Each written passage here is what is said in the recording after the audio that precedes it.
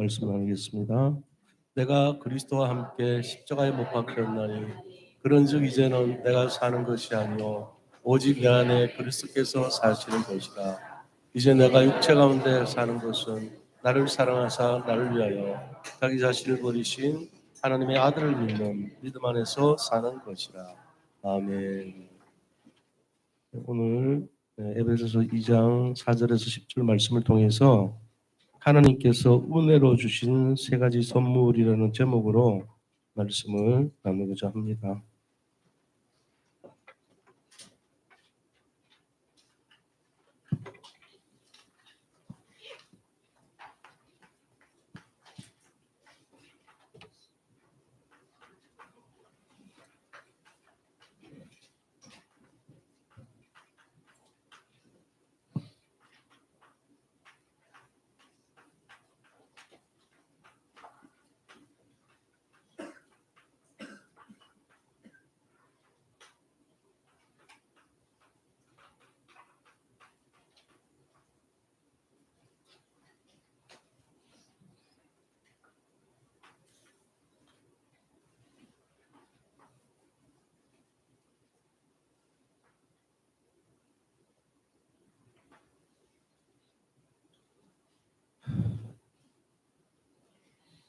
우리 하나님 앞에 신앙 고백 먼저 드립니다. 그리스도는 완전하고 충분하고 모든 것입니다. 한 번 더 인사하겠습니다. 하나님의 은혜로 주신 세 가지 선물들을 누립시다.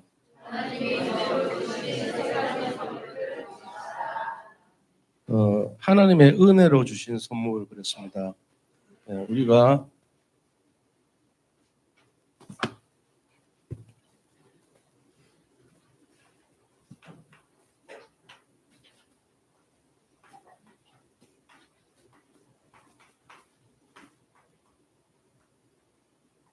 이 하나님의 선물은요, 세상과 사람이 주는 선물과는 구별된 선물이죠.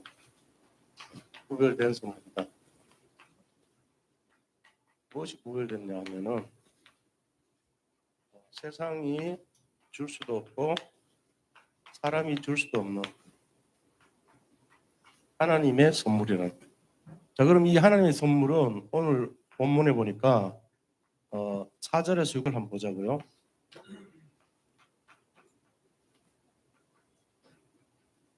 같이 한번 읽어보겠습니다. 긍휼이 풍성하신 하나님이 우리를 사랑하신 그 큰 사랑을 인하여 허물로 죽은 우리를 그리스도와 함께 살리셨고 너희는 은혜로 구원을 받은 것이라. 또 함께 일으키사 그리스도 예수 안에서 함께 하늘에 앉히시니 라고 되어 있습니다. 자, 하나님께서 우리를 죽었다가 다시 그리스도와 함께 부활하셔 주겠다고 얘기하는 거예요. 그래서 이 4절에서 6절 말씀을 통해서 하나님이 우리에게 주신 선물의 첫 번째가 뭐냐? 바로 그리스도예요. 그리스도를 선물로 주신 거예요. 그 다음에 8절 한번 보세요. 8절에 보니까 너희는 그 은혜에 의하여 믿음으로 말미암아 구원을 받았으니 이것은 너희에게서 난 것이 아니요 하나님의 선물이라 그랬습니다. 이 하나님의 선물은 결국은 납니다. 우리가 하나님의 선물이에요. 우리를 살리기 위해서 우리가 아무것도 행위로 할 수가 없는 우리가 하나님의 은혜로 말미암아 이 선물을 받았는데 그 선물을 받은 우리 자신이 하나님의 선물이에요. 그래서 나에 대한 그 내용이 하나님은 우리를 사랑하시고 계속 축복하시고 인도하고 계신다는 사실을 믿어야 됩니다. 그래서 궁극적으로 이 선물 속에 세 번째가 하나님의 목적이죠. 10절이 하나님이 우리를 살리시고 선물 주신 목적인데 세 번째 10절 한번 읽어보겠습니다. 우리는 그가 만드신 바라 그리스도 예수 안에서 선한 일을 위하여 지으심을 받은 자니 이 일은 하나님께서 전에 예비하사 우리로 그 가운데서 행하게 하려 하심이더라. 여기서 이제 선한 일이란 말이 나와요. 하나님이 원하시는 선한 일이 뭘까요? 그냥 이웃 사람 도와주고 그다음 착한 일 하고 악한 일 안 하고 이게 하나님의 선한 일이냐? 그게 아니에요. 하나님이 말씀하신 선한 일은 전도 선교입니다. 이 세 가지가 하나님의 선물이에요. 그리스도와 나 자신과 전도, 선교. 이게 하나님의 선물이다 하는 것입니다. 그래서 우리가 뭘 해야 됩니까? 이런 선물을 받은 우리는요, 하나님께 대해서 어떤 자세를 갖고 있어야 되냐? 감사, 그 다음에 영광을 돌리고, 그 다음에 우리의 삶이 전도자의 축복을 누리는 그런 삶이 되어야 된다는 것입니다. 영광을 돌릴 수 있는 그런 인생. 우리의 삶이 하나님께 영광 돌리고 전도자의 삶을 살아야 된다. 이게 하나님께서 주신 선물의 내용이에요. 그래서 이제부터는 하나님의 선물이란 게 무엇인가에 대해서 명확하게 생각을 바꿔야 됩니다. 아, 그리스도가 우리의 선물이구나. 그 그리스도를 받은 나 자신이 선물이구나. 그 다음에 내가 그리스도를 말미암아서 전도와 선교로 사는 것이 하나님의 선물이구나. 그 선교라는 게 아무나 할 수 없잖아요. 전도라는 것도 아무나 할 수 없잖아요. 이 단계까지 가면은 굉장한 거죠. 그리스도 받은 거는 누구나 알지만 그게 나에게 임했을 때 우리는 굉장한 사람이 되는 거예요. 임마누엘이라는 그 임마누엘 된 사람이 전도와 선교까지 생각을 하고 산다는 거는 엄청난 차이죠. 그래서 이 세 가지가 하나님의 선물이에요. 이 속에 생각을 조금 가지는 것이 선물이랄까. 내가 사는데 전혀 선교와 전도 상관없어. 전도 왜 하냐? 선교 왜 하냐? 예를 들어 그런 말을 내가 나도 모르게 했다면 그 사람은 재앙이 임한 거죠. 왜요? 하나님이 가장 기뻐하시는 것을 뭘 하냐? 이래 되면 안 되죠. 그래서 우리가 잘 생각해야 돼요. 뭐가 중요한지. 하나님이 선물인데 그 선물의 가장 큰 하이라이트가 뭐냐? 전도 선교의 축복을 누리는 거예요. 이 생각 속에서 오늘 내용들을 좀 살펴보자. 그래서 첫 번째는 뭐냐? 하나님이 그리스도를 보내주셨어요. 이 그리스도는 우리에게 주신 첫 번째 선물이에요.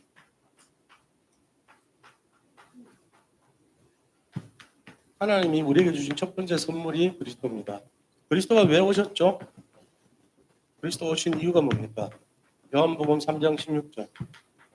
하나님이 세상을 이처럼 사랑하사 독생자를 주셨으니 이는 그를 믿는 자마다 멸망치 않고 영생을 얻게 하려 하심이니라.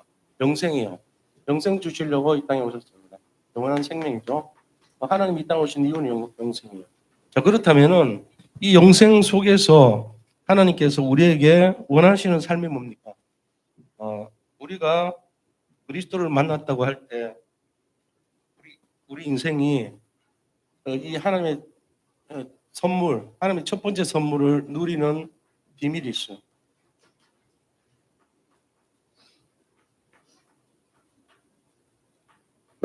예를 들어서 누가 우리에게 무슨 어떤 선물을 줬어요? 그럼 내가 그걸 사용해야 되잖아요. 아, 이거 귀찮아, 안 해. 그럼 말이 안 되죠. 선물을 받았으면 그 사용법도 알고 선물을 제대로 알고 가치도 알고 이렇게 해야지 유용하게 쓸 수 있죠. 그런데 그리스도라는 선물을 받아놓고는 그 그리스도를 누리지 못한다면 굉장히 억울한 거예요. 그래서 그리스도를 누리는 비밀, 이거 중요합니다. 아, 저거 내가 아는데 그렇게 하면 안 돼요. 진실하게 내가 맞는가 이거 점검하세요. 첫 번째, 오직 그리스도. 그리스도 누리는 방법이 오직이에요, 오직. 오직 그리스도. 두 번째는요, 유일성.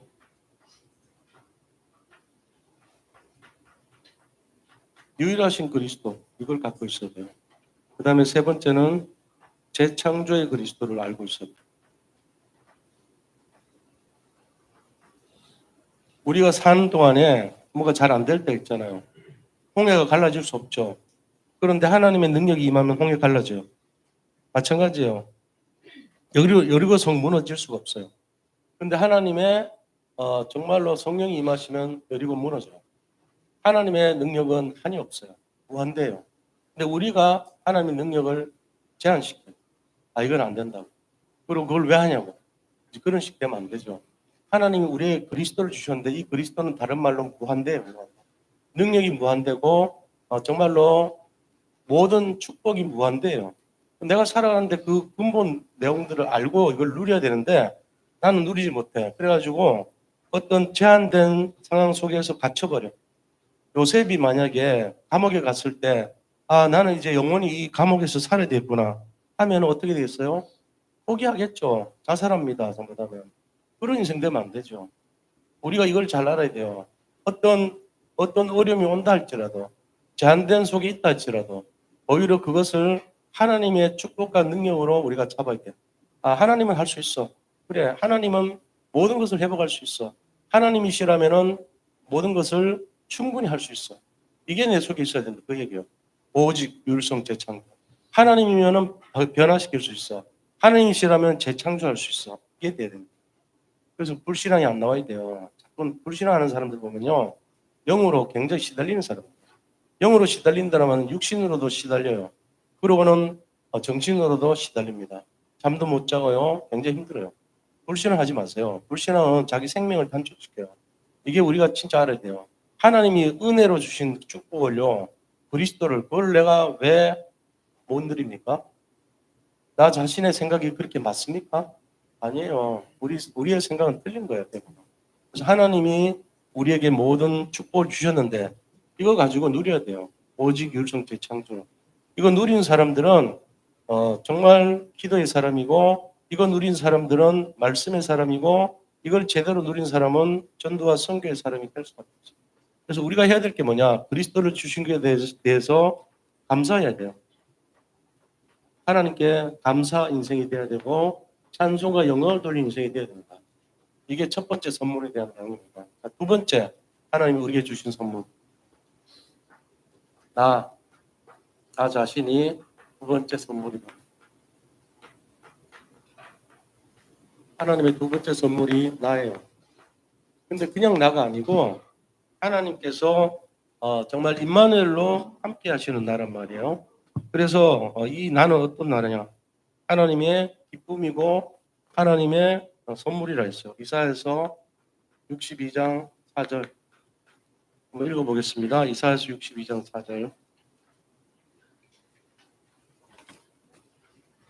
다시는 너를 버림받은 자라 부르지 아니하고 다시는 내 땅을 황무지라 부르지 아니하고 오직 너를 헵시바라 하며 내 땅을 불려라 하리니 이는 여호와께서 너를 기뻐하실 것이며 내 땅이 결혼한 것처럼 될 것입니다. 아멘. 다시는 우리가요 버림받은 자 다시는 황폐한 땅이라고 부르지 않는데요. 황무지라고 부르지 않는데요. 그게 하나님의 축복과 응답이죠. 그래서 헵시바와 뿔라라고 하는 것은 결혼한 상대 여인을 지칭할 때 그렇게 쓰잖아요. 그러니까 마치 결혼한 신부와 같이 신랑이 신부를 예뻐하고 기뻐하듯이 그런 상태로 하나님 우리를 기뻐하신다는 거예요. 그러니까 우리는 신부고 하나님은 신랑 되신다는 거죠. 그래서 우리가 이 내용을 가지고 두 번째 선물인 나에 대해서 잘 알고 있어야 됩니다. 자, 어떤 내용입니까? 하나님은 우리를 영세전에 선택하셨어요. 영세전에 선택하셨고 조건 없어요. 무조건적인 사랑으로 우리를 축복하시고 하나님의 선물이 되고 구원하셨다는 사실을 알아야 됩니다. 이사야서 43장 4절 말씀 함께 읽겠습니다. 이사야서 43장 4절. 내가 내 눈에 보배롭고 존귀하며 내가 너를 사랑하였은즉 내가 내 대신 사람들을 내어주며 백성들이 내 생명을 대신하리니. 우리가 보배롭고 존귀하기 때문에 하나님은 구원받은 하나님 자녀는요 오히려 불신자들을 내 생명을 대신해서 줄 정도로 하나님 우리를 사랑하신다는 거예요. 우리는 구원받은 자들입니다. 다릅니다. 그래서 이 나라는 두 번째 선물은요 분명히 하나님께서 영세전에 아무 조건 없이 우리를 축복하시고 사랑하셨는데 보배롭고 존귀하게 부르셨다는 거예요. 이걸 분명히 알아야 돼요. 자, 그러면서 하나님께서 이제 렘넌트라는 말을 우리에게 주셨어요. 자, 이사야서 6장 13절 말이죠. 우리 한번 읽어보겠습니다. 렘넌트 말이 무슨 뜻인가? 이사야서 6장 13절. 그 중에 10분의 1이 아직 남아있을지라도 이것도 황폐하게 될 것이나 밤나무와 상수리 나무가 배임을 당하여도 그 그루터기는 남아있는 것 같이 거룩한 씨가 이 땅에 그루터기니라 하시더라. 아멘. 이 렘넌트는 이 땅에 남은 자가 거기 속에서 자라서 이 자란 사람들이 나중에 영적 서밋이 되고 전도 제자가 된다, 그런 의미가 섞여 있는 거예요. 하나님은 우리를요, 보잘것없고 힘없어 보이는 우리를요, 렘넌트로 삼아서 그 속에서 언약의 씨를 심어주고 그 언약의 씨가 자라서 영적 서밋이 되게 하고 전도 제자의 삶을 살도록 축복해 주신다는 사실입니다. 여기 계신 분들이 다 이 안에 들어와 있어요. 다 렘넌트예요. 여기 계신 분들이. 나는 렘넌트 아니라 그러지 마시고 렘넌트들이죠. 그래서 하나님께서는 이 두 번째 선물인 나를요, 굉장히 사랑하시는 거예요. 그렇게 하시면서 이렇게 회복된 우리는요, 뭘 해야 되냐. 문제가 올 때 있죠. 그 다음에 갈등이 올 때도 있어요. 위기가 올 때도 있죠. 이때 우리는 이 문제를 해결하기 위해서 기도하는 게 아니에요. 그렇게 되면 안 돼요. 문제 해결을 위한 기도가 아니고 그냥 기도하는 자체가 나의 기쁨이 돼야 돼요.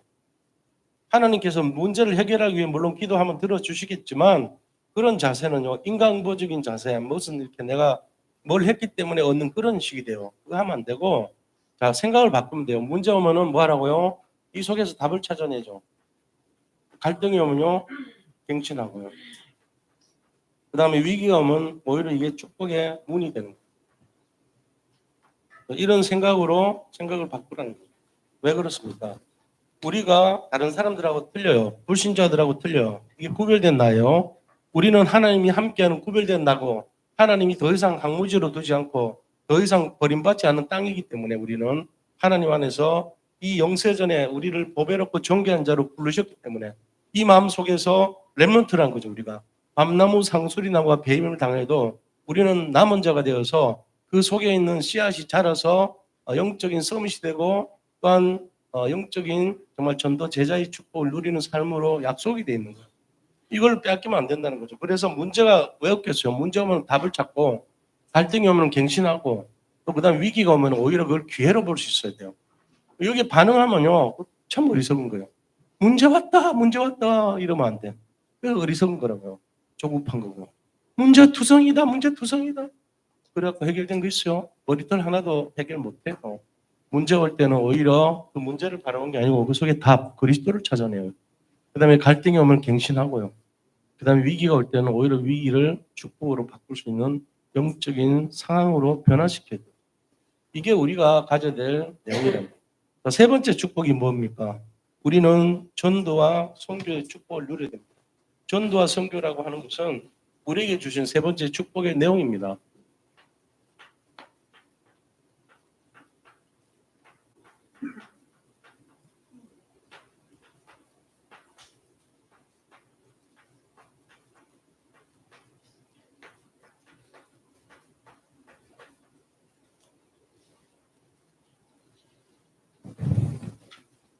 그래서 이 전도 선교가 하나님이 주시는 마지막 선물입니다. 자, 그래서 뭐라 했습니까? 전도는 하는 것이 아니고 되어지는 겁니다.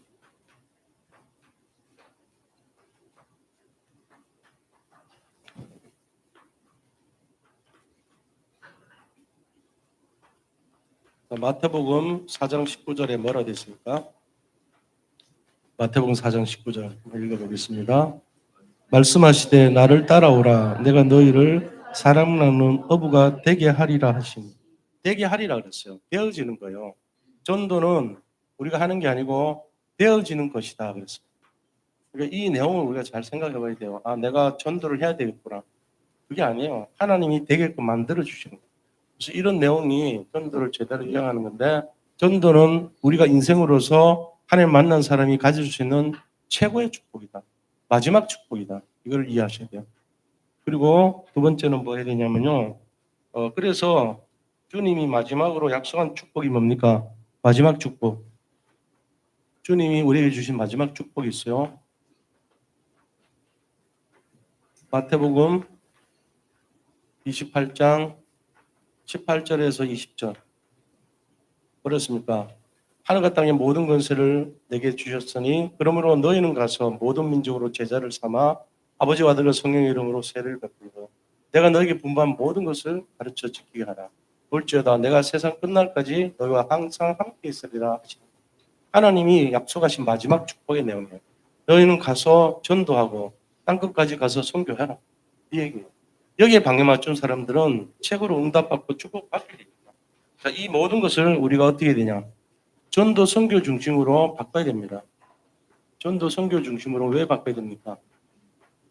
우리 인생을 이걸로 안 바꾸면요, 하나님이 기뻐하지 않아요. 전도 선교 중심으로 바꿀 때 기뻐합니다. 10절 보세요. 10절 아까 읽었죠? 다시 한번 보세요. 10절에 뭐라고 되어 있습니까? 오늘 우리는 그가 만드신 바라 그리스도 예수 안에서 선한 일을 위하여 지으심을 받은 자니 선한 일이 뭐죠? 착하게 살라고 만들었어요?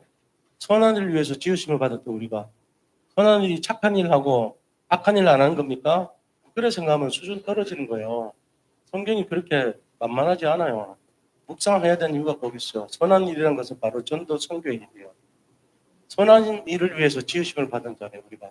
선한 일, 전도와 선교를 위해 지으심을 받은 자네. 그래놓고 나는 하는 거 보면 전도 선교 하나도 안 해. 하는 거 방해가야. 오히려. 그럼 어떻게 되죠? 하나님 그거 기뻐하겠어요? 기뻐하지 않죠. 어떻게 될지 두고 봐야 됩니다. 정말로 계속 그렇게 하면 어떻게 되겠어요? 좋은 일이 아니나. 전도 선교로 다 바꿔야 될 생각을. 선한 일을 위해서 지으심을 받은 자니 그 뒤에 부분 한번 읽어보세요. 자, 이 일은 하나님의 전에 예비하사 우리로 그 가운데서 행하게 하려 하십니다. 그 가운데라는 말이 뭐죠? 전도와 선교의 일을 행하게 하기 위함이니라. 전도 선교를 행하게 하려 함이라 이 말이에요. 그래 놓고는 하나님이 이 말씀 주셨는데 그런 거하고는 전혀 관계없이 살아. 전도 선교 그걸 내가 왜 해? 그거는 전도 선교는 목사님들이 하는 거지. 아니에요. 이 말씀이 목사님들한테 준 말씀이 아니에요. 일반 평신도들한테 준 말씀이에요. 모든 생각을 전도 선교로 바꿔야 돼요. 선한 일을 위해서 지으심을 받은 자고 그 선한 일을 하기 위해서 우리를 창조하셨다는 거죠. 그럼 뭐가 맞는지를 분명히 알지 못하면 자꾸만 사람들은요 갈팡질팡합니다. 잘못된 여론을 조성해갖고 그거 맞다고 논리적으로 얘기하면 그게 맞다고 또 얘기해요. 우욱합니다. 그 주동자는 반드시 하나님이 징계를 하겠죠. 자기가 뭘 하는지 모르고 하면 안 돼요. 잘 보셔야 돼요.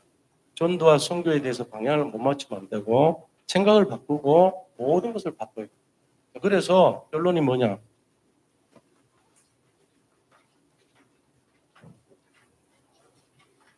결론 첫 번째입니다. 하나님이 주신 첫 번째 선물인 그리스도에 집중해. 그리스도를 집중하고 누려야 됩니다. 그 다음에 나 자신의 사명을 찾아야 됩니다. 나 자신의 사명이 뭡니까? 하나님이 가장 기뻐하시는 전도와 선교를 누리는 삶이죠.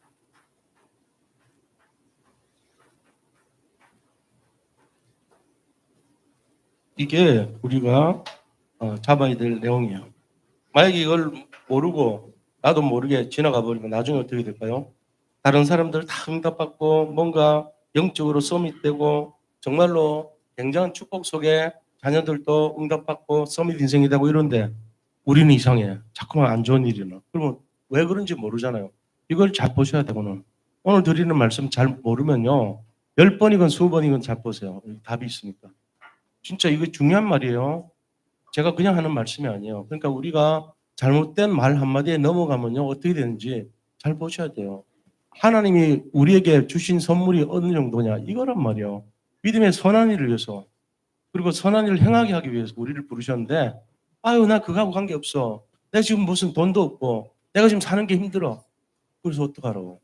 그래서 맨날 그 모양으로 사실 거예요?